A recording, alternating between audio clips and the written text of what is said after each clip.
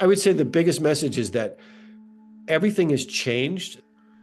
All of the signs that they gave me about the future in terms of money and changing and earth changes are happening right now.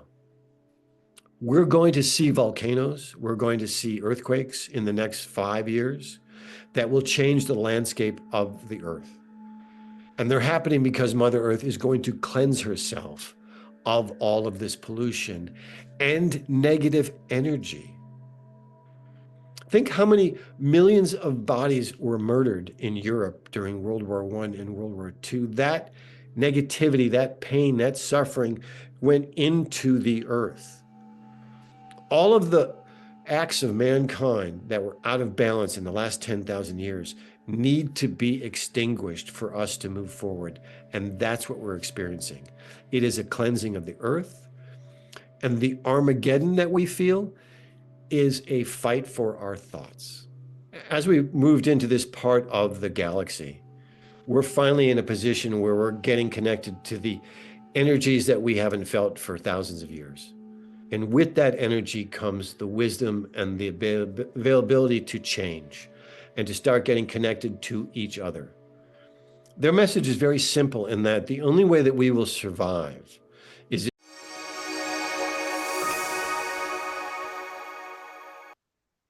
You guys, today I have such a special guest with a special mission. His name is David Cobb. He had a near-death experience, but he has been given the ability to connect with the ancients to become a master healer. And in doing that, he is deeply connecting with our planet, who also has a mission. And David's first mission is to protect all the medicinal plants on this planet so that we can understand how to heal. This is a massive transition.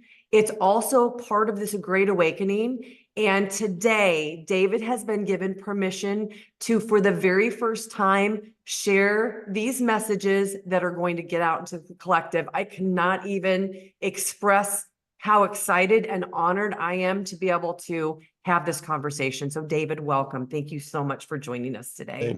Thanks for having me. So you had a near-death experience. And the way I always start this is, what in the heck were you like before that near-death experience? You know, I had actually it all started 21 years ago because I had purchased a ranch up in northern Arizona and did not know that it was sacred land. And within a year of purchasing the land, I became sick and was sick on and off for about 7 years with this sort of mysterious illness, this blood infection they couldn't figure out. And it culminated into this dying experience where I became allergic to all Western medicine, can't even take aspirin, and started to have to make medicine for myself and other people. So, but before I was normal, I was a film and television producer for almost 30 years. I was incredibly successful. I even played professional golf. I mean, I had everything. And after the near-death experience, I ended up releasing all the materialism. I got away from all of that nonsense. I was forced to change into becoming simply a healer and having a mission of protecting these ancient plants and medicine, and to try to find sacred places of Mother Earth to help her heal and to help the planet go through this transition, which, as we know, we're in the middle of it.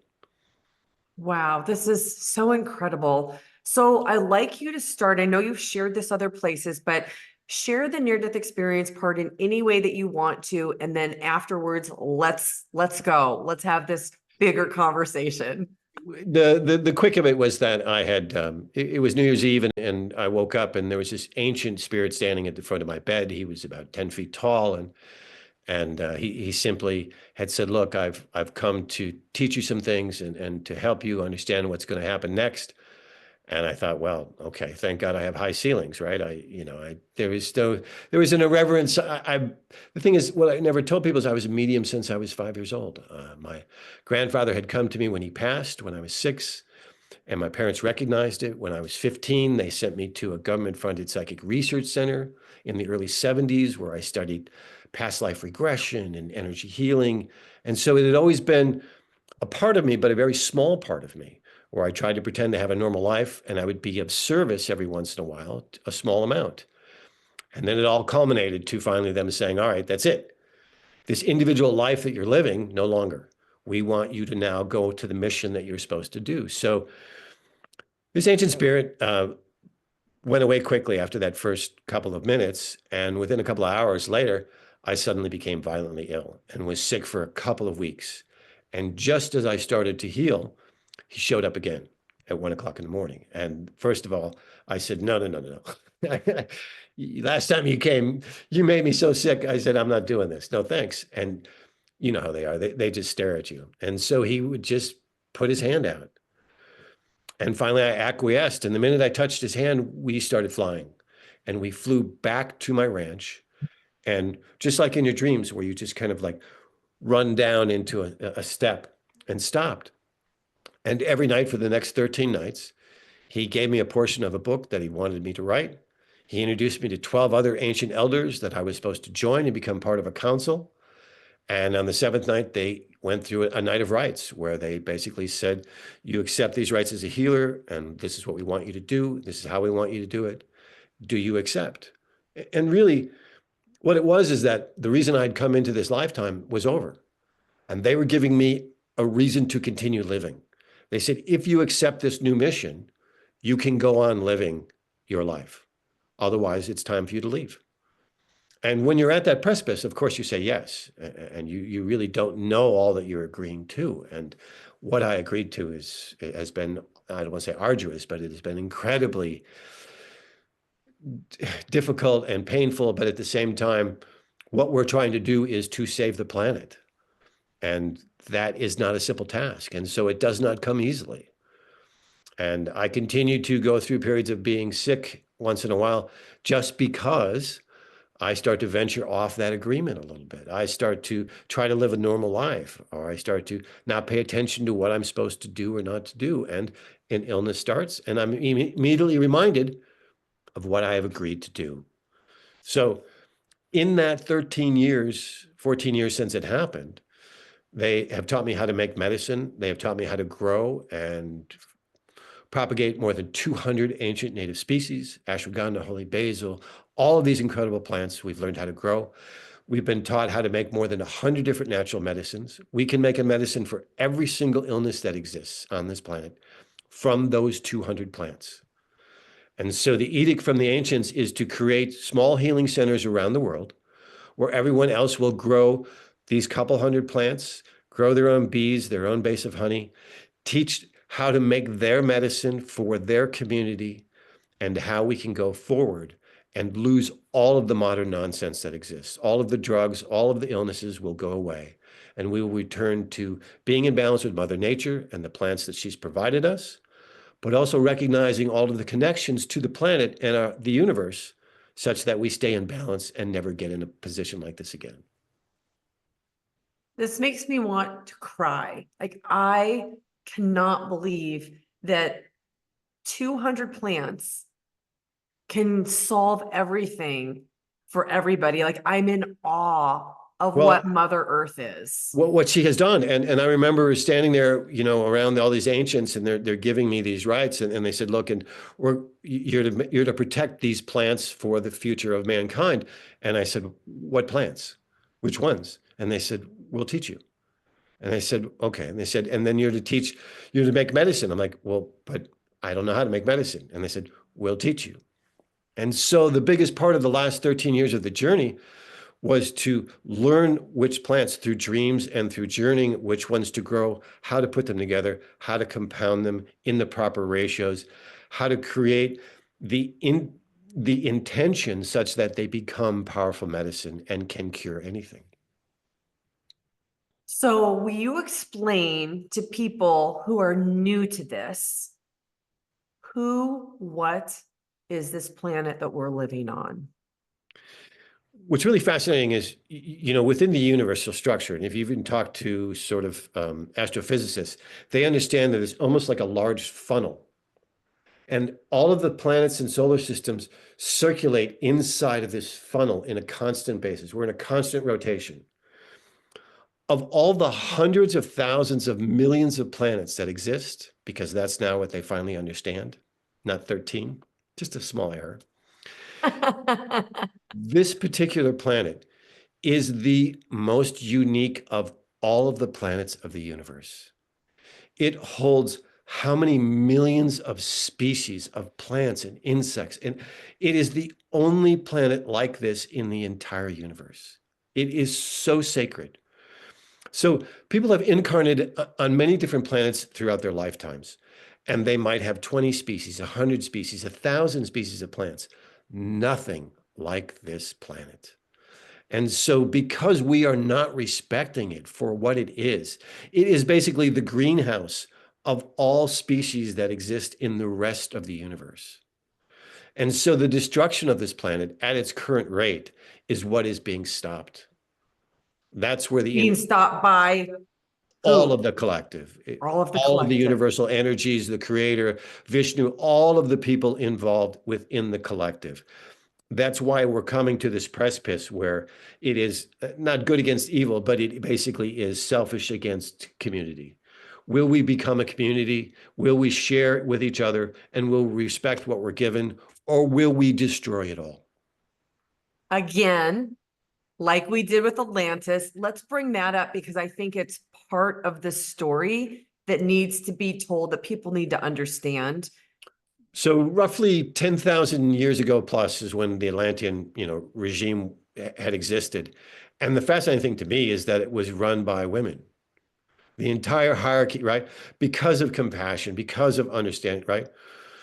And the men were given not the subservient, but more of the tasks, right? They created the farms and the agriculture and the energy, right?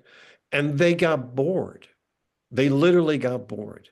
And they had energetic, that's where the pyramids came from. Pyramids are actually energetic powerhouses, power stations, Yes. right? Yes. And so they existed around the planet and they were utilized to create energy that was given to everyone for free that powered the planet. Well, they said, these little plants that we have, what if we made a really big one? What if we, and they started experimenting with things that they knew they should not. And they basically blew up the planet. They blew up from the experimentation. But it had come from a number of souls that were trying to basically take over the civilization that had been living in perfect balance with the planet and the rest of the universe. There was a number of souls of power that had come that became very selfish, that wanted more power, that wanted more money, that wanted to turn the planet back into more materialistic. And their rising up is what destroyed the planet. And because they had erred so gravely, the universe had actually created an edict where no souls from Atlantean times could not come back on this planet for another 10,000 years. And at the turn of the century at 1900, that edict had expired. And that's why we went from literally horse and buggy for 10,000 years to suddenly spaceships that went to other planets, to Motorola phones, to this is not the collective intelligence, right? Sorry, not in 100 years. It is because souls came back with the remembrance of past technology and past knowledge that were from Atlantean times and were allowed back on the planet again. Well, not only the good people like yourself from Atlantis were allowed back, but some of the bad souls were allowed back also, which is what has created the monetary system, the pharmaceutical industry. They knew, the ancient Atlanteans knew that if you controlled the food and the money and pretty much, what you need in terms of water and housing and such, you could control the masses. Mhm. And that's why all of that has been grabbed. The way that the planet used to be is that water was free, food was free, shelter was free, energy was free, all of them rights by human beings that live on this planet. When you incarnate to this planet, you are given the right to all of those resources. And they knew that if they coveted them and then doled them out to people, they could control people. And that's why we're revisiting that right now. Because the universe said, all right, we can't contain these souls for more than 10,000 years. We have to allow this to come to its own natural finish. And so they said, all right, everybody back. Let's duke this out one last time. Let's see how this ends. So that's really what's going on is you've got these people that are in power that were old Atlantean souls. You've got Musk, people like that. Where do they come with this technology? How do they know these things? And they're trying to do the same thing they did back in those times. The thing is that what people don't understand is that this had to happen. So when they try to look at some political leader and say he's the devil and he's doing this, it's like, no, no one person has all this power. This is the righting of the ship that's going on. This is the universe saying, look, this is the most important planet in the universe. It's either going to go back to its natural balance and be protected, or we're going to lose it. And so they allowed for this, reorganizing of the planet to happen at this particular time. So you can't get barred down and thinking, oh my God, the world's going to end and everything's being taken from us. And fear is how they exist. Don't do it. The Creator has given us all of these opportunities. All of these things are our rights. That's why I write in my second book that one of the worst things they do is charge money for water and power. And those are our rights. I mean, I make a joke in another interview about I've never met a human being that could tell me how water was made. Most important, one of the most important things Absolutely. right? We're the blue planet. Look behind me. We're the blue planet. I'm so glad you explained this about Atlantis. I know that I've had a lifetime there, and it's ironic that you also mentioned the pyramids because I was in the King's Chamber. I was in the subterranean chamber by myself 5 weeks ago, and I felt what that energy source was and how Correct. all of that was creating energy for the planet. So I'm going to ask you a question, and then I want to come back to this water because I think water is part of the healing going forward. 100%. So the first question I have for you is, you said that we had perfect harmony before. Correct. Do we have the ability to create perfect harmony again for this planet with the rest of the universe? Well, that's interesting because that's exactly what the ancients gave to me in that first book. They said this first book that they wanted me to write, that they channeled to me, is the guidelines of all the way we used to think. It's all the original concepts and understandings that all of us accepted. So we have to remember how we used to think. We have to remember that this is the way the planet is created, that we have to live in a collective society, that everything that we think we create, all of those things are in that book. And that's why they call it the handbook. So they've given us a guide to return. And part of the mission is to get enough people to read it, to connect to their old memories. When people get the book and read it, they don't understand because it seems somewhat simplistic, but after they've read it, they feel a shift inside of themselves and they start to remember and they start to think in a different way. So absolutely. Not only is it that we're given opportunities to do that, but the energies from the other planets are starting to come to us that bring us the wisdom of the past. It's a combination. Knowledge is not written in a book. Knowledge is in the ethereal. It is an energetic source that we accept and that we absorb. And so not only is the universe bringing us to that, but there are some of us here on the planet that are handing it out to each other to remind each other of how we are supposed to connect to it. Wow. It's a lot to absorb. All right, let's go back to the water. So water is formed in the outer atmosphere as particulates in outer space smash into each other at incredible high speeds. So two meteorites slam into each other, an asteroid and a meteorite slam into each other. Upon that incredible explosion, that's why it's H2O, not H2O2, an oxygen molecule is knocked out and it is transformed into water. And that water actually gets attached to whatever remnant is left over, right? So two asteroids smash into each other, one small piece is left, and it's covered with water from the explosion. Then that asteroid has to slam into a planet and deposit that water.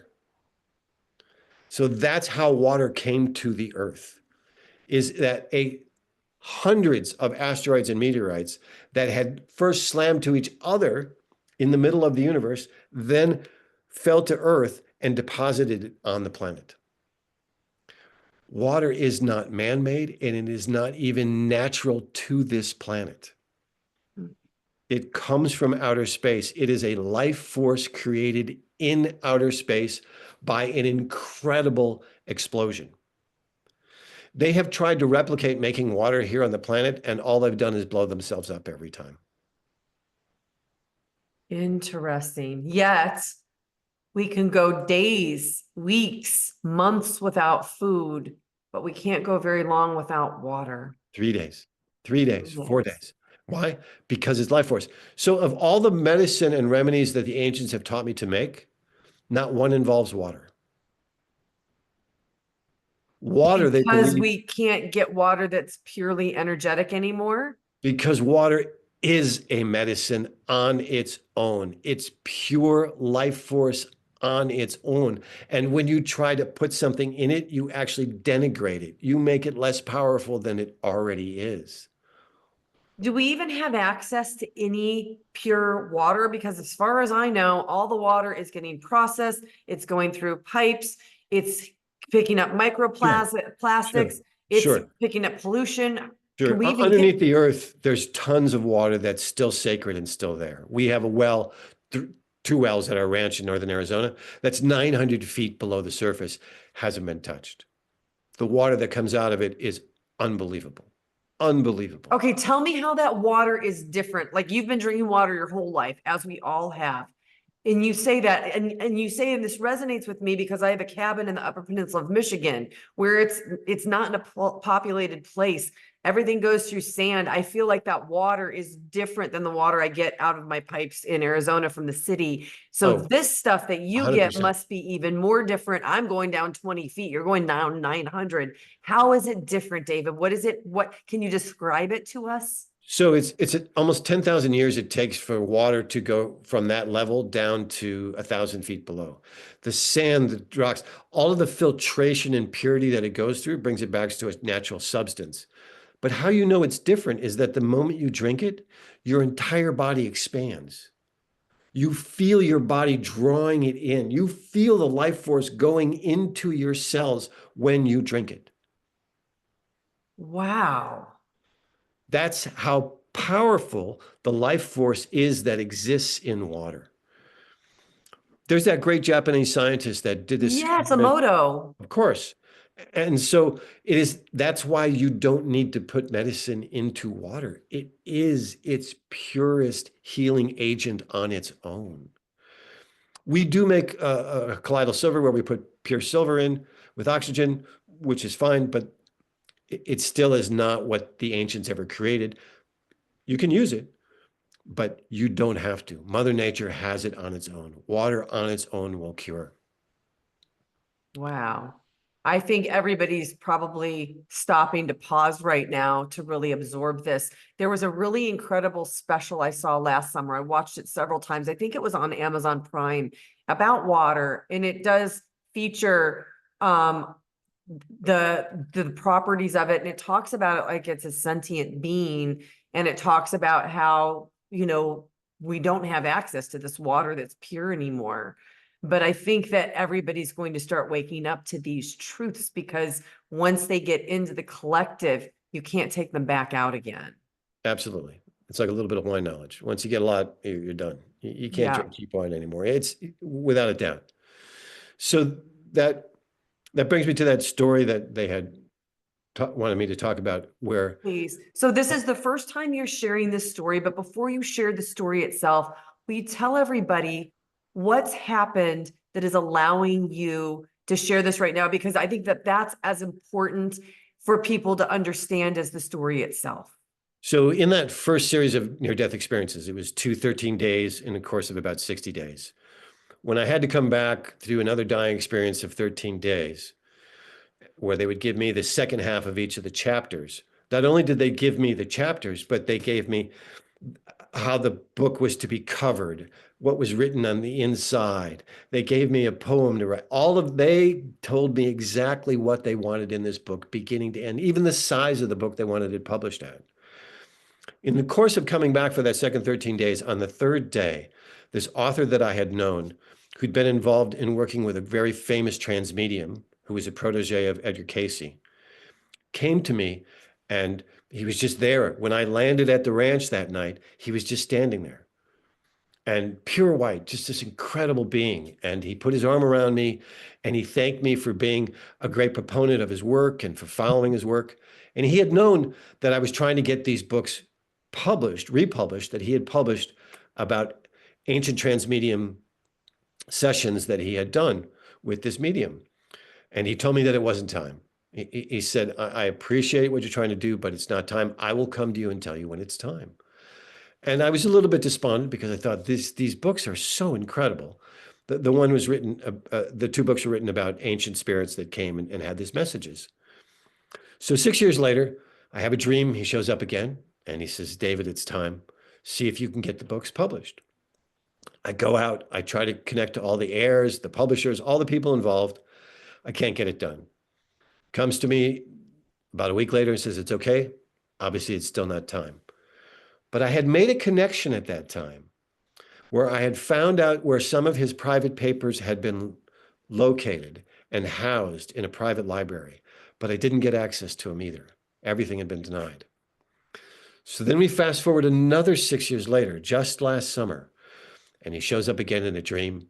And he had changed. You know how the people are in the ethereal as they evolve and they change and how they come to you. And he said, it's finally time, reach out. And so this time I reached out to the heirs, to the publishing companies, to everyone. And the night before I'm to push the button, because I finally got everybody on board to do it, he comes to me in a dream and says, look, those books are meant to be never published again. I'm sorry to say, but I appreciate that all you've done. And really, there are some things in what you have discovered that is the whole reason that we have done this. And so a couple of weeks later, I get these materials to me from his private library. And sure enough, they are transcripts of sessions this trans medium had done with famous spirits that have never been released to the public, that no other human being has ever read. And one of them was a series of transcripts of Edgar Cayce being channeled. Now, he had also channeled Nostradamus. And Nostradamus had told this author not to release these books, had warned him that those secrets could not be put on a shelf in a retail store to the available public. That was, not only was it disrespectful, but it would break the code of the universe. And he ignored Nostradamus. And within 6 months after publishing those two books, he died in a tragic car accident out of nowhere. So I got it. I got that one. And I got that these were not supposed to be. So when they came to me and said, look, on this interview, we want you to tell you the story of the Edgar Cayce readings, I was almost shocked. And then I thought, obviously it's time. So on these transcripts that I got. And I want you to tell the story, but people watching may not understand who Edgar Cayce is. You get it, I get it. Sure. Edgar Cayce was really, the sleeping prophet. He was one of the most famous healers in the last 100 years. He was a gentleman that would go into what's called full transmediumship, meaning he would actually leave his body and allow another person to speak through it. He is recorded of having 1,600 different healing sessions and what the people's ailment were, what he told them to do. All of this has been recorded through his lifetime of those healing sessions. The thing is that Edgar, like any of us that have channeled higher energies, he knew that the process was killing him. He knew that he couldn't see more than 2 or 3 people a day, and he saw 5. His wife begged him to slow down, and he didn't. And he ended up killing himself by trying to help too many people. But this was in the 1920s that he started this. So for him to be in the nomenclature and to be accepted as a healer that left his body and let people speak through him, and yet people talk about him openly that that's accepted, he was a groundbreaker. He was one of the first channelers that ever came and accepted by our society in the last few thousand years, that people said, okay, we can actually learn something from this. Seems a little crazy, but we can learn something from this. Well, not only is that crazy that happened, but remember at the time he had an eighth grade education. Right. He was not an educated person that would have garnered credibility because of a degree or studies, yet he is getting this sacred information and telling people about these healing modalities that he wouldn't have had access with that kind of education. Absolutely. He couldn't come up with half of the things that came out of his mouth. And that's, maybe that was the credibility, right? Without a doubt, that's where the credence came from. So, and he had created a foundation, the ARE, down in Virginia Beach. His son took over it. His family continues to this day. There are still Edgar Cayce products on the shelf in Sprouts. They still make shampoo. They still make mineral oils. They still make products that exist. So that institute also continued to train some mediums. And this medium that this author worked with was trained by Cayce. So he goes into a trance.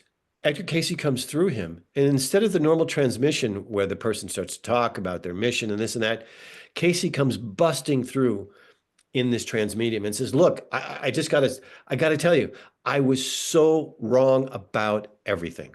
He said, I was so concentrated on alkalinity, on acidity, on the cellular structures of bodies and what we ate and didn't eat. He said, I was completely wrong in all of it. It comes down to simply life force. And the life force that is in that food that you consume is truly the nutrition that you are accepting and getting. And so that is influenced by how it is grown, how it is harvested, how it is prepared, and what you are even thinking when you are eating and consuming it. All of those are mitigating factors to whether or not that life force gets transmuted into your body properly and creates what they consider to be a healing event. Ancients believed that normal food, everything that you consumed, was a healing event. Every food on this planet is a healing agent.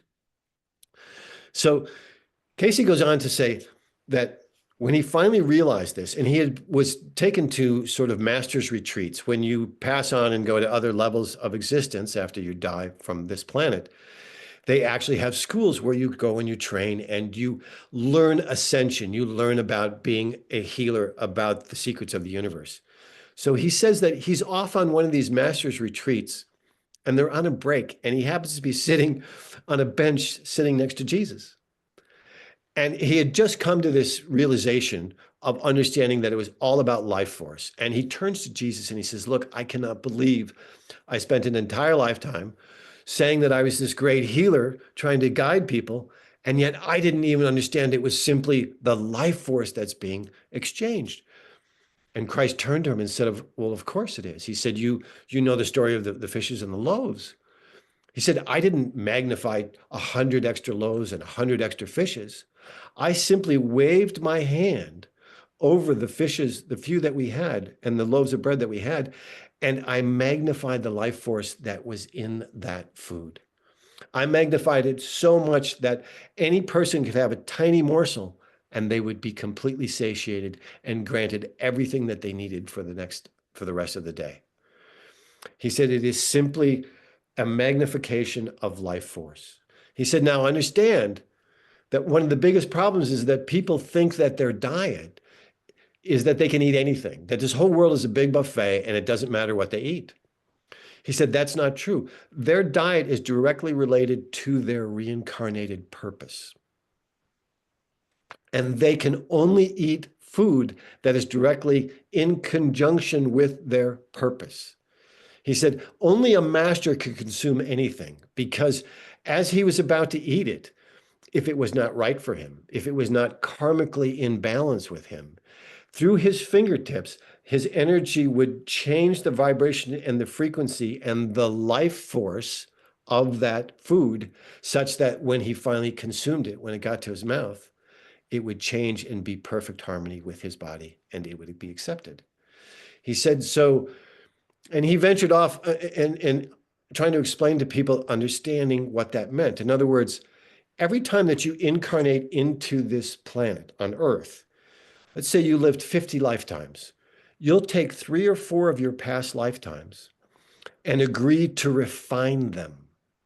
You'll accept the knowledge, the lessons, and the karma from those 4 lifetimes. And you'll incarnate with the memory and the talent and the experiences of those 4 lifetimes so that you can continue learning the lessons you didn't finish, so that you can refine those lifetimes. Now, the way the diet connects to them is that whatever diet you had in those past lifetimes is the diet you have to have in this lifetime, because it keeps you in the same frequency and vibration of those past lives.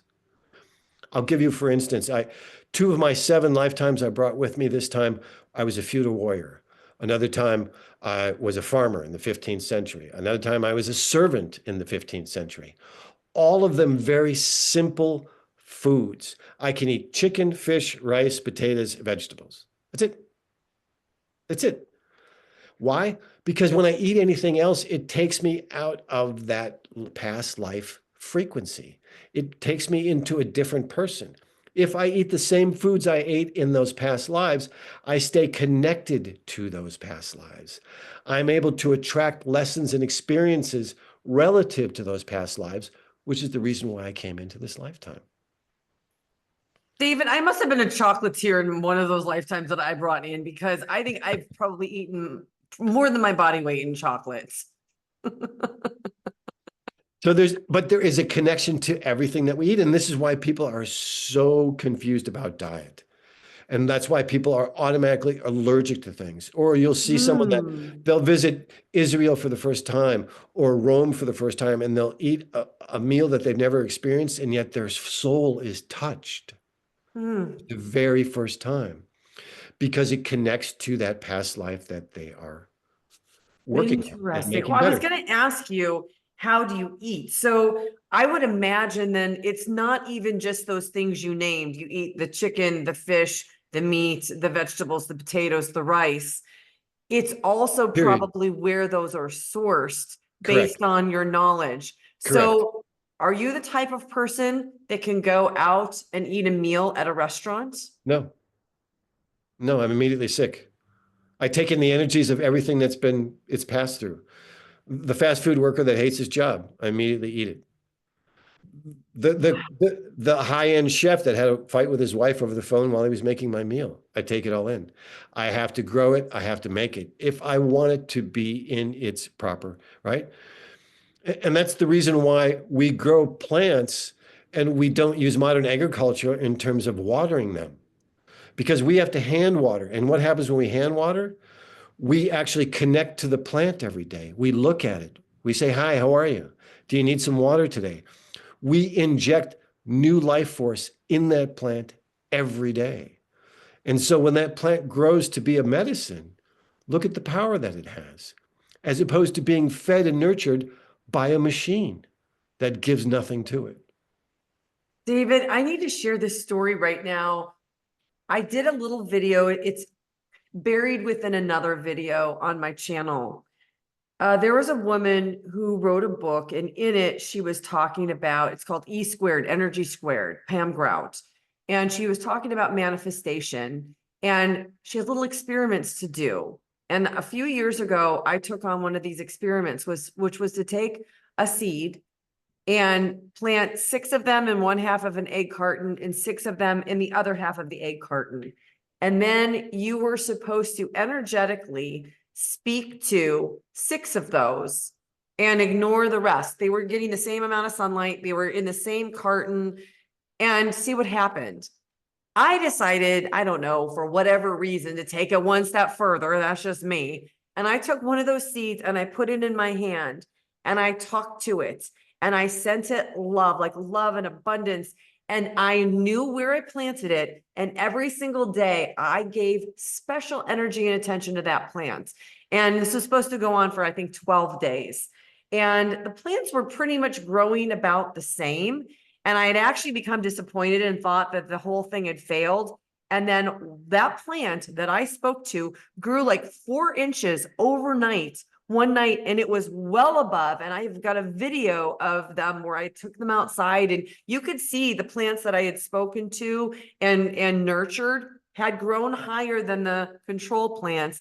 But that one seedling Even was 5 or 6 inches above the rest. And that was when I really understood the power of connection, this connection of love. And now that I do these interviews all the time, people right. go to the other side and what do they say? Universally, the only thing is love. We are here to experience love, but on the other side, we are love. And I would love for you to speak about that.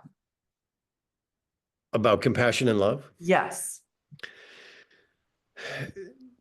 People believe that there is good and evil, and there is no evil. Thank you. The highest energy that exists is pure love, pure compassion. It is pure light. And as it lowers itself, it becomes darker and darker and grayer and denser and denser. But there is no evil. It does not exist. So when we start thinking about this pendulum of, okay, there's good and there's no. If you simply embrace the creator, if you simply embrace and connect to the universe, that is the easiest way to do it is by compassion. If you're looking for a key to change your soul, to connect to the universe, compassion. That's it. So you're driving down the street and someone cuts you off. Instead of reacting to them, you take a second and you say, well, they must be late. Heck, they could be trying to get to the hospital because their father just had a heart attack. You have compassion and you immediately have a different experience. And you immediately change what would be a negative condemnation into a loving experience. And that can only happen if we allow ourselves to understand that everything is supposed to happen. Everything is, I used to call it intersections. You meet at the same time. You meet at the same time. You come to that's what everything is supposed to be. So if you come to an intersection and there's an accident, there's a reason that you're there. Maybe you're there to help. Maybe you're there to learn. Maybe you're there to pay a karmic debt. But one of the 4 principles of the healing channels I did is never have a negative thought because it immediately takes you out of love and compassion. It immediately lowers your vibration from here down to here. You know, I don't want to be a Gandhi. I don't want to just watch while people are beaten, but you have to understand that everything is intersections and there's a reason why they're happening. And if you take enough time to allow compassion to enter your understanding, you will change it completely. Thank you so much. Thank you. That's beautiful. All right, I'd like to go back to, okay, you were going to say something. Please say what you're going to say. There was one more piece that Christ had said. He said that when he was talking to Casey, he said, "Do you know that I've never miraculously healed anyone?" He said, "I don't reach inside of a body and take the illness away." He said, "I simply communicate with their soul and make them aware that the illness that they created no longer has pertinence." The reason we create an illness is because we start to stop doing what we came here to do. We change our soul contract. We agreed to refine these 4 lifetimes and the lessons that are going to be brought to us. And we get to a point in our life and we go, you know what, I'm tired, or I'm just exhausted, or I don't want to do this anymore. And we say, I don't want to learn anymore. I don't want to go through the lessons anymore. I don't want to do what I agreed here to do. And we immediately start to create an illness. Then that illness is to be a guardrail to bring us back to our purpose and our soul contract. And the longer we ignore it, the deeper the illness starts to become, the more severe the illness comes. So Christ said that he would speak to people on a soul level. He would meet a leper and he would say to the leper, but you created this illness because you were incompassionate, because you were rude to people, because you were selfish to people. And this illness taught you compassion because you understood what it was like to be hated. You understood what it was like for someone to reject you as you were rejecting others. You now have changed your perspective on the world and now have compassion to the world because of your illness. Therefore, your illness has no more purpose and you can release it. Mm. And the people would instantly be cured upon recognition of their illness no longer having purpose. Powerful. Well, I'm glad that you shared that because it is also, I mean, everything that you're saying has potential to help the people who are watching, but it's the perfect segue into what I was going to ask you about. I want to go back to you being asked to protect the planet and protect these sacred plants that had miraculous healing abilities and to create these medicines. And I'd like you to tell us a little bit more about that process, about what you've done, about what you've learned and what they are. So I walked out of, I was able to finish the book through the near-death experience. Took me another 3 or 4 months because every time I would look at what I would write down at night that they would give me and bring it back into my body, the energy would be so powerful, it would make me sick again. And God forbid I would try to edit. If I changed a word, I would be struck. They wanted not a single word ever changed. Because the ancients, when they write ancient knowledge, it is very simplistic, but it is multidimensional. Mm. So that when you read it, depending upon where you are, you'll actually get a different understanding of that same sentence 10 days in a row. And there's a few books on the planet, like the book that I wrote, the handbook, Game of Life and How to Play It, Illusions. I mean, The Alchemist, they are where they have what I call as magical windows, where you read something and it immediately opens up these other understandings. So I knew that the book had that, but I had no idea how to approach the plants because they had to be the same way. So I ended up meeting a couple of natural healers a couple months later that introduced me to the thought of ancient medicine was always based in honey. There are carvings in ancient South Africa showing healers handing honey and herbs over to people that were sick with ancient animal spirits holding on to the remedy as it was being passed. So honey was always this pure base and this incredible main ingredient to embody ancient remedies. So first I had to go out and start getting bees, learn how to become a beekeeper, learn how to make honey. We had a ranch up north. We would put in 10 hives, 20 hives. They would die through the first year. We would start over again. It took me more than 10 years to learn how to be a true beekeeper, to have a communication with them, to get them to make honey in the right form, with the right intention. But in terms of the herbs, I was given a dream of the first 4 remedies, in coordination with these 2 healers that I met. These 2 healers that I met came to me and said, look, you can make an immunity formula with camu camu and amla because they're 2 fruits that have about 80 times the amount of vitamin C of a single orange. And if you put them together in honey, they would create an immune remedy that would fix almost anything. So the first 4 remedies were a combination between 2 healers I was introduced to and dreams that I had. And I took those 4 remedies, actually 5, along with a little bit of colloidal silver that we had made, that I was taught how to make. And I took them into a store that I had an intuition of. It was a natural food store near my house. And I walked in the door, asked for the owner, and he said, the guy behind the counter said, I'm the owner. And I said, well, this is what I do. I'm an ancient healer, and I make these 5 remedies out of honey and herbs. One is for immunity, one is for mental clarity, one is for allergies, simple formulas.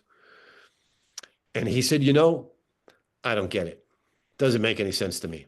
He said, but my father would love you. He said, and my father started this. We have 13 stores, and he was all about especially ancient native medicine. He said, so I'll buy all 5. I'll put them on a shelf in the front of the store right here, and we'll see what happens. So for the next 3 years, we started very slowly by word of mouth, starting to make our remedies for ourselves and for our community. And by the end of 5 years, we had grown to maybe 20 different remedies. Every 2 or 3 months, I would get a dream on a certain couple of plants I would need to try to figure out how to grow and how they would combine in ratio to make a medicine for a specific illness. After about the fifth year, I started getting connected to practitioners, doctors, acupuncturists, naturopaths. And by the end of the seventh year, I had 15 different practitioners prescribing our medicine to their practice that we would make, deliver to them, they would hand out to their patients. And we became our own private secret pharmacy to our community. Will you share a few of the feedback that you got from people who took this that you were able to receive? Well, what's interesting in part of that first question that parlays with this is that I can give a 200-pound man the same dose as I give an 800-pound horse. Because the horse is able to recognize the life force and the energy of the intention in the medicine, whereas the man, not sure he believes in it and doesn't wholly accept the medicine for how it was intended. So the caveat to this is not just a random belief, it is an acceptance of its intention. So when people would try our medicine and say, you know, I've tried everything else, I'll give yours a shot, they might have a 50-50 chance of it working. If someone had seen me on a YouTube or someone met me in person or someone was recommended by someone else who was healed and they knew that this would work, we would have an astounding result.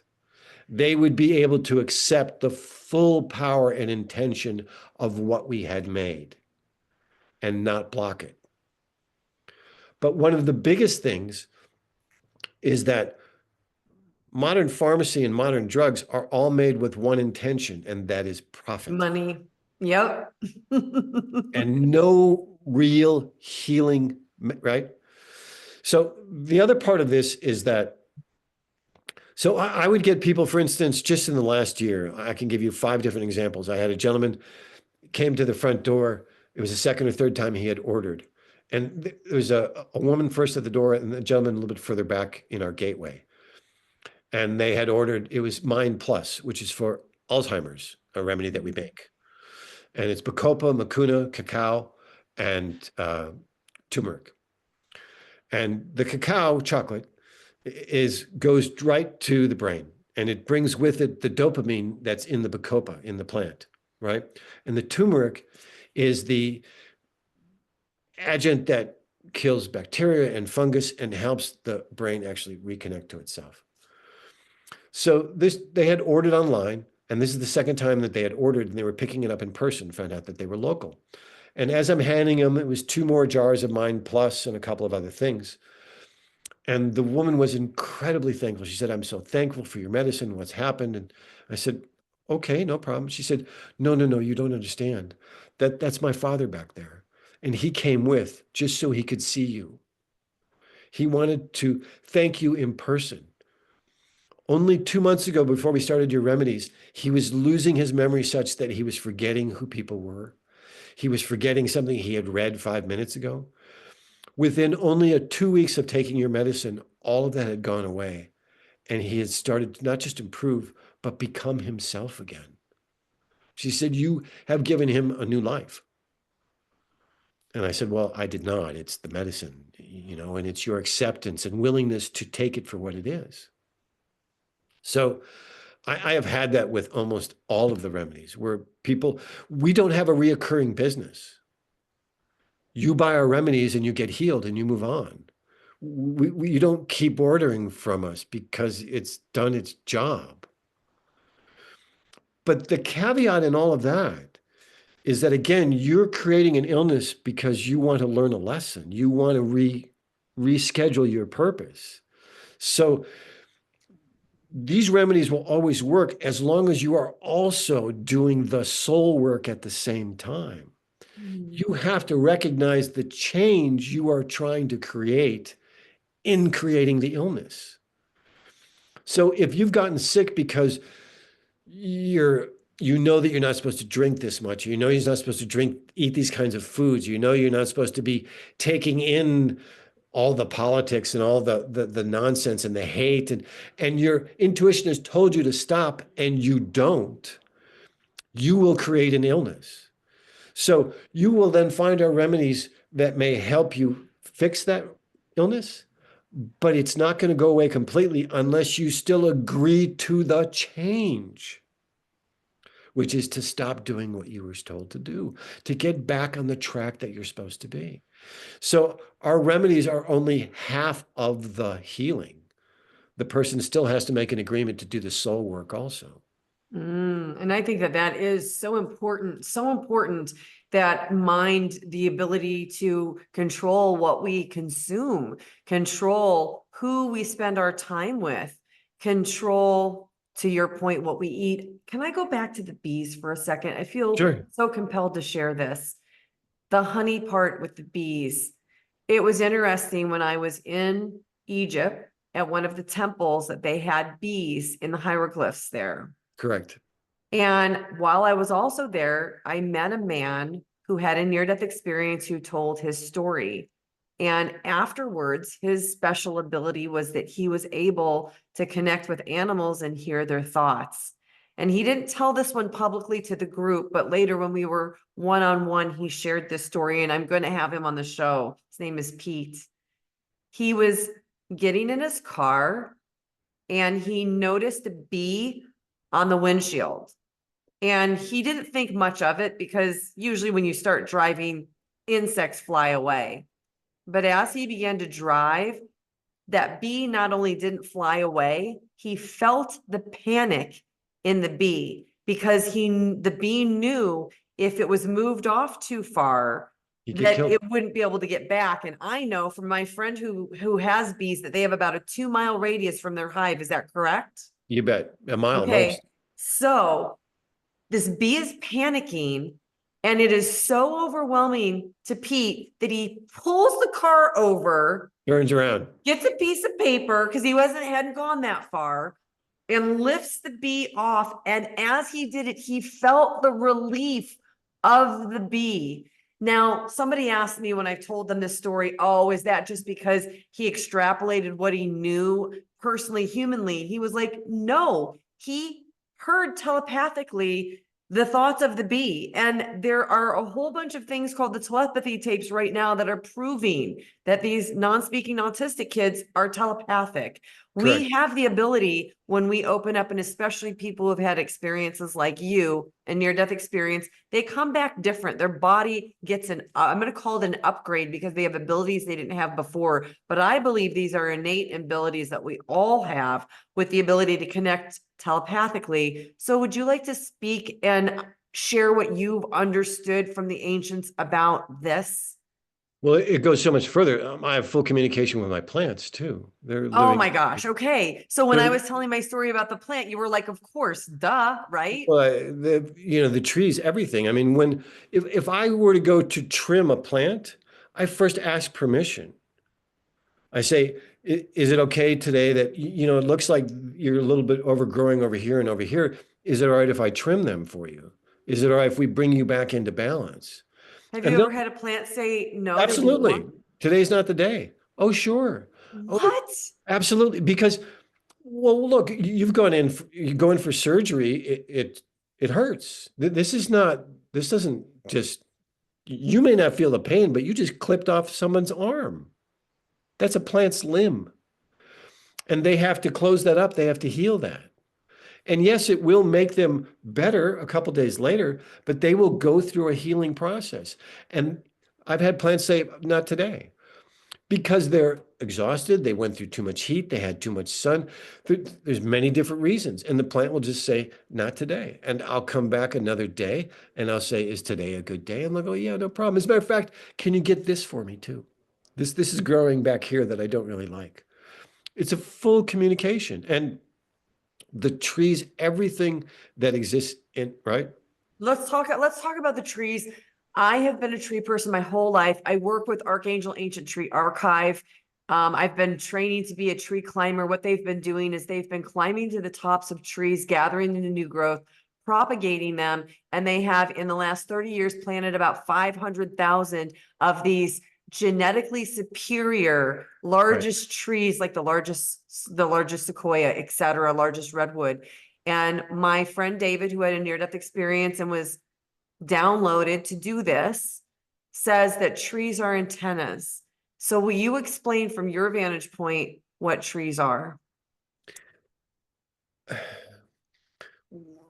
It segues into a couple of different things, interestingly enough. Ancient Asclepian centers, which is ancient Greek healing centers, more than 300 of them existed in 400 BC.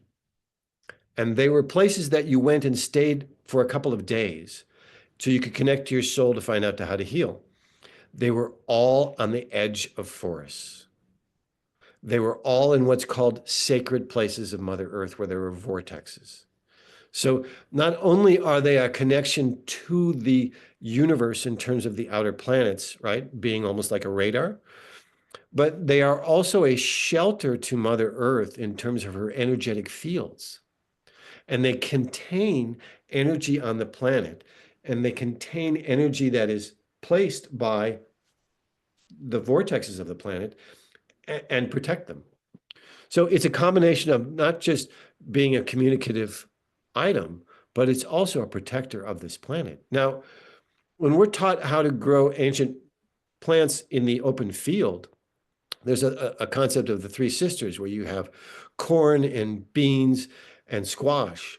And the height of the corn gives shade to the squash so that it doesn't burn from the sun. The potassium and magnesium of the squash feeds the corn. So it's a combination of shading. More than 40% of all the plants that I grow are on the edges of forests, on the edges of trees. They create this incredible canopy that allows the sun to come in for a limited amount of time, but the perfect amount of time for that plant to grow.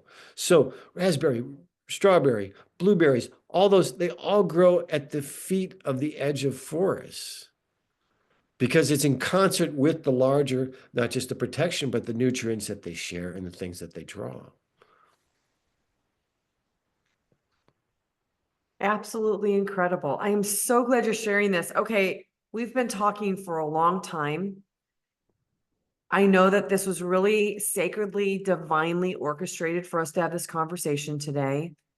You connect with the spirits, the ancient spirits, all the time. They have given you downloads. They come to you in dreams. They've been working with you for many, many years. They've been teaching you all of these secrets of the universe. What else before we go do they need us to know? It's a little bit of the conversation we had before we started, which is as we moved into this part of the galaxy, we're finally in a position where we're getting connected to the energies that we haven't felt for thousands of years. And with that energy comes the wisdom and the availability to change and to start getting connected to each other. Their message is very simple in that the only way that we will survive is if we go back to living in a community that respects each other, and a community that respects Mother Earth, and a community that respects and understands all of the planetary influences that affect us every day. The ancient Mayans, the Aztecs, they harvested based on the star system. They planted based on the star system. It was a constant communication with the powers of the universe and a constant communication with everything within their community. So as much as we are in an incredible flux right now and everything is being broken up, it is by purpose of the universe. And it's even in my own book where there has to be a systematic breakdown for the systemic to rebuild itself. So because of all this turmoil, we are basically discarding all the things that we no longer want to participate in, the thoughts and the ways of living that we no longer are willing to accept. And there's a large culling, not in the sense of people leaving the planet, but a large culling of the negativity that needs to leave. Because it comes back to your question about love. If we simply embrace compassion, we would change almost every reaction that we have on a daily basis. Is everything Every time something happens to you that you view as being, it didn't work out your way, or it's something you didn't expect, if you take 10 seconds to just count to 10, 1, 2, I'm not going to react, 3, 4, and change that into, well, what could this possibly be exist for? Why would this show up if it's not negative?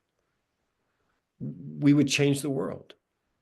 We would see that when things appear, nothing is ever a condemnation. The Creator never condemns us.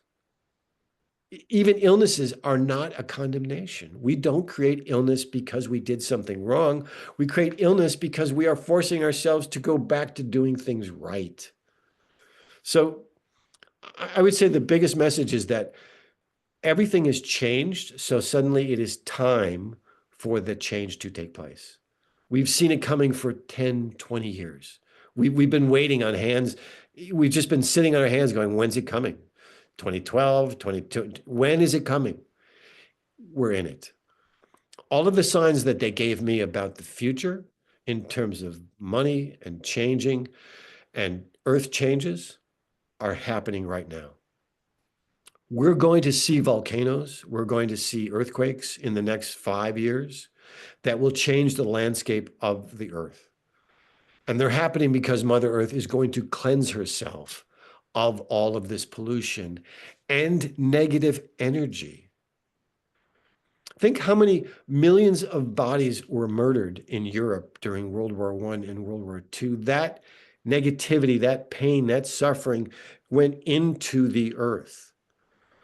All of the acts of mankind that were out of balance in the last 10,000 years need to be extinguished for us to move forward. And that's what we're experiencing. It is a cleansing of the earth. And the Armageddon that we feel is a fight for our thoughts. Which is why this whole telepathy is coming into the consciousness right now, because the only way to move forward, when you understand that everybody has the access to your thoughts, you better start cleaning them up. And they have the power over your life. If you can manifest anything you think, someone else can nullify anything that you think. Say that again. Say that again. If you can manifest anything that you think, another person can nullify anything that you are creating by them thinking against you. Okay, I've used this example before, so I've got to ask it right here. I remember looking at Oprah after I had that revelation, and she's a very public person who carries a lot of weight, physical weight on her, who desired to lose that weight.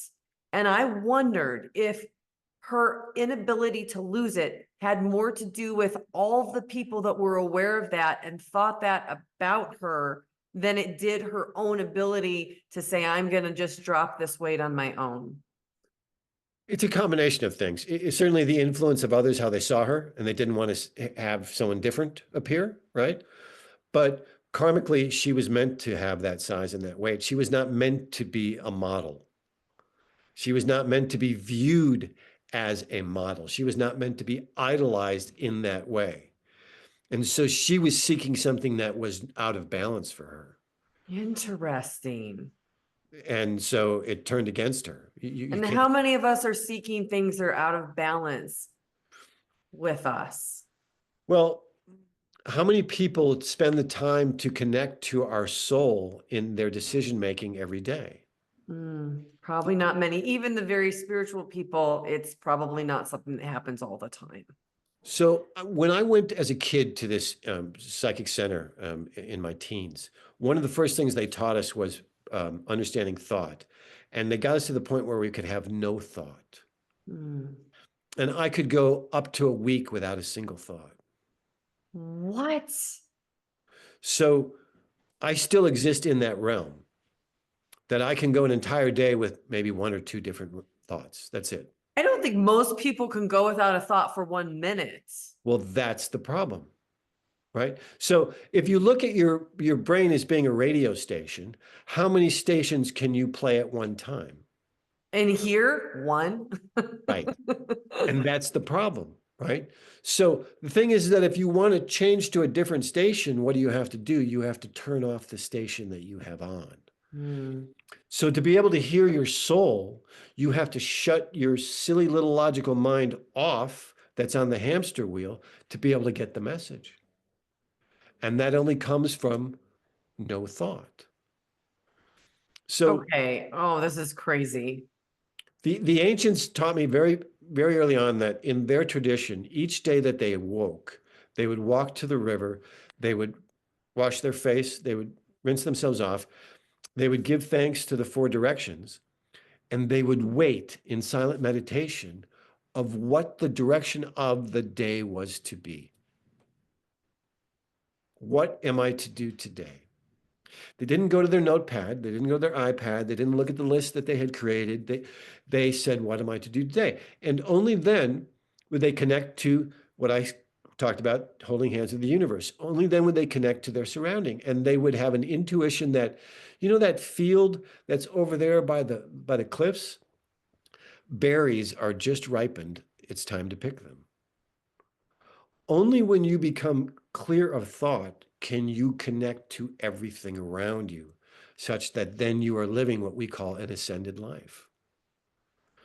I get a communication about everything. If I get up during the day and my brain says, you're supposed to go to the bank because money needs to be put in, if my intuition says don't, I don't. Why? Could be I avoid a car accident. Who knows what it is that I don't have to have the answer for the reasons in which I choose to live. And that's the difference, is that we're trying to myopically control everything and understand everything. And you may not understand why something happened until after you have died. If you look at a major event like your divorce, the 6 months after you got divorced, you thought it happened for this reason. And 2 years after that divorce, you changed it to a different reason. And even today, it is yet a different reason than why it happened. So the reality and the purposes of why things happen is constantly moving like everything else. And therefore, why fill your brain with it? Well, for a lot of people watching, that's going to be a challenge. And I have to mention this right now because I'm having a full circle epiphany. About 15 years ago, I was in the shower and I got my very first download ever. And it was about the time that I was reading stuff with Edgar Casey, again, full circle with our conversation today. And it was downloaded to me and it was called, not named by me, but called the Superpower Challenge. It's very simple. Somebody was to go to the store and get a little box of those Tic Tacs. They're portable, stick them in a pocket. Then throughout the day, they were to become consciously aware of the thoughts that they were having that didn't serve them. And every time they had one of those thoughts, they were supposed to eat a Tic Tac. And by the end of the day, most people probably wouldn't have any Tic Tacs left. Somebody wouldn't maybe even get out of the first hour or make it to noon. But now you have an awareness of your thoughts, and then you can begin to strategize to figure out, what can I do to change them? What can I replace them with? And I put this out into the world and it didn't get any traction at all. Nobody connected to it in any level. And I was really surprised because it wasn't from me. This wasn't my idea. Right. This was coming from a higher place. And it was powerful. And it was powerful. And it was powerful. But what I realized on the winter solstice of 2020, I had a 5-MeO DMT journey to the other side. And I had an experience, direct experience with source. I was engulfed within source. And it's ironic because today that we're recording this, David, I just realized is the vernal equinox.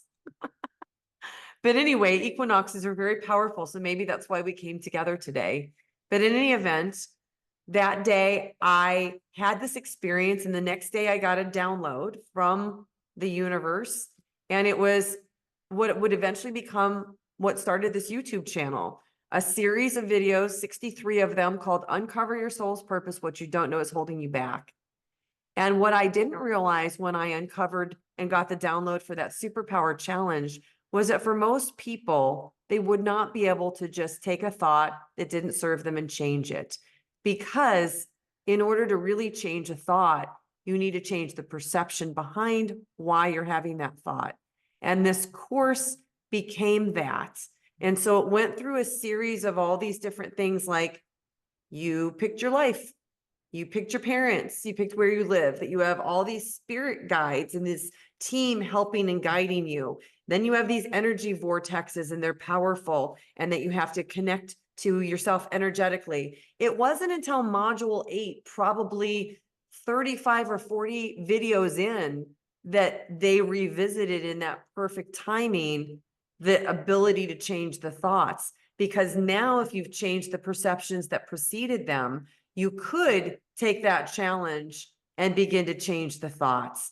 And I'm thinking, because of what you shared with me before we recorded, where here you are, this professional man, actually in a job, acquiring publishing rights, and yet you kept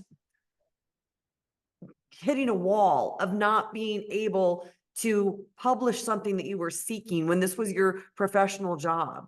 Like me, sharing this and nobody connecting to it. And then you discovered it's because it wasn't time.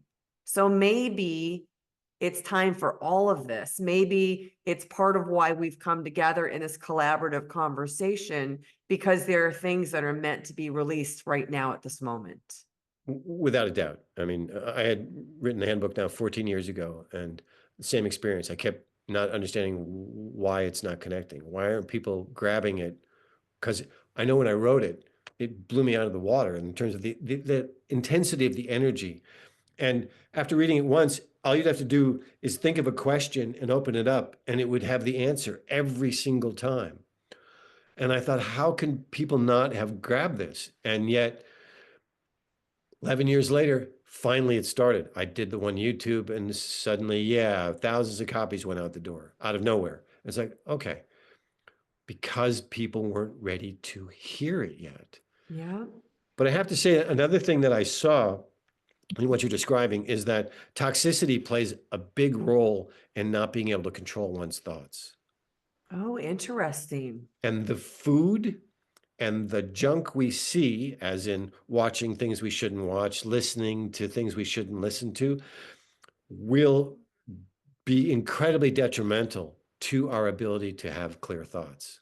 Mm, makes So sense. when a person is having a hard time cleaning their head, they should immediately look at their diet, number one, and then two, what are they consuming elsewhere? Because Casey had said in those transcripts, be more concerned about what you take in through your eyes and your ears than what you take in through your mouth. I shared with you, I haven't watched the news in 10 years, not because I don't care about what's going on, but because I understand energetically what it does. And when I tell people that, they're like, oh, I just want to be informed. I just want to No, be informed. And that's it's, not informed. yes. But you have a trust and understanding that if there's something that really important that you need to pay It'll attention come to, to me. exactly. Always. Exactly. And that is the key element that people are leaving out. They don't trust that their intuition would show up when they would need it. Yeah. But it is, without a doubt. The first four concepts are no negative thoughts, can't pay attention to time, can't count money. I know, right? Because all of those things take you out of the present. And you Right. Because can't, then it takes you to the future. What's coming, what's coming, what's coming. exactly. And that's the fourth. And you can't think about anything in the future. You can have no thoughts about the future. What happens though is with that is that we predetermine, we eliminate other possibilities. You know, I tell that one story, I think, in an interview where I had known Jim Carrey for a bit, and we had developed a couple of projects together. I actually created the mask, and What? it was a short story that I wrote in college. God. I love it. So, Jim, the first time that we really sat down together after we'd even worked together on a project, we were talking about things to develop. And he said, look, what's your greatest idea that you wrote when you were young that you've not done anything with? And that was the mask. And I gave it to him. and they went to make that. But he went to his wallet and he pulled out this check for $1 million that he had written himself. I haven't heard him tell this story on Oprah. Right. But not everybody's heard it. Feel free to tell it if you want. No, we were just talking about manifestation. And look, I was 30 years old and I'm head of production of Paramount Pictures, and he's early 30s. Everybody else at the table is all these old famous fogies, and we're like the two young kids. And so we had to kind of go, how did you get here? How did you get here? And we both looked at each other and said, manifestation. When I was in film school, I used to sit outside of Paramount Pictures in my car and just imagine myself walking on the grounds the entire year of film school. And only 4 years later, I was vice president of Paramount Pictures. But I also had a past life remembrance. One of this life, I was a producer for Paramount in the 40s. I found my old office from my previous lifetime. But My anyway, head is exploding here. anyways, so Jim pulls out that thing and he says, look, he said, I realized when I was, I don't know, I think he was 12, that we were poor, we were living in our car sometimes. He said it was terrible. He said, but I realized if I could think of something, I could make it manifest. And so I thought for an entire day, I want a new bike. I want a new bike. I want a new bike. He said, only 2 days later, sure enough, somebody rings the doorbell and a new bike is being delivered to him. And he's like, what is this? And they tell his parents that one of his best friends entered him in a drawing at the church or whatever it was to win a new bike, and he won.